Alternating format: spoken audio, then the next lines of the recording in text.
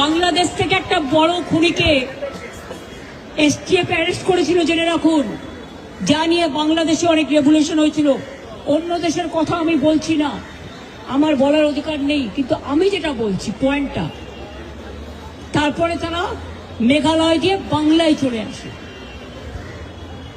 বাংলায় যখন চলে আসে তখন আমাদের এসটিএফ তাকে ধরে, এটা তাদের ক্রেডিট।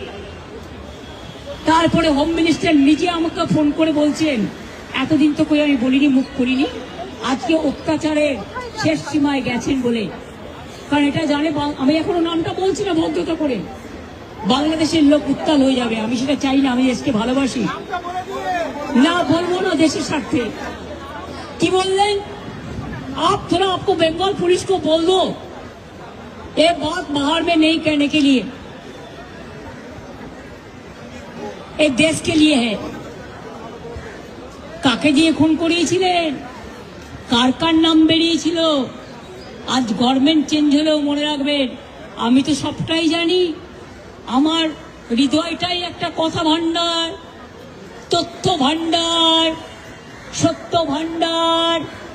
আমি তো সম্পদের ভয়ে কর্মীদের জলে ভাসিয়ে দিয়ে দল ছেড়ে চলে যাব না। আমার তো অ্যাক্সিডেন্ট লাগতো।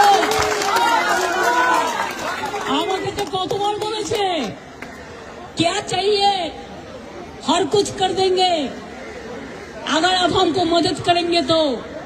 শুনুন, আমাদের পার্টির একটা নীতি আছে, আদর্শ আছে, দর্শন আছে। আজকে আমার দুঃখ একটাই, যাদের জন্য সারা জীবন করেছি তারা আজকে গদ্দারের সাথে লাইন করছে।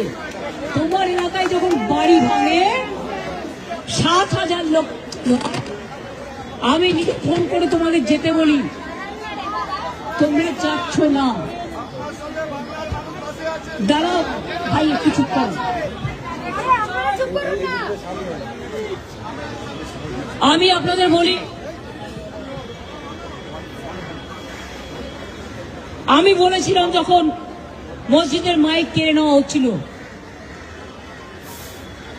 যে তোমরা একটা কেস করো, করেনি সে। বকরিদের ব্যাপার নিয়ে আখরুজ্জামানকে দিয়ে মহুয়া মৈত্র কেস করলেন, আমাদের তৃণমূল কংগ্রেসের এমপি। আর যারা আজকে গদ্দারি করছে তৃণমূলটাকে ভাঙবার জন্য, আমি বলি ঈশ্বর আল্লাহ তেরে নাম সপ্ত সুমতি দে ভগবান।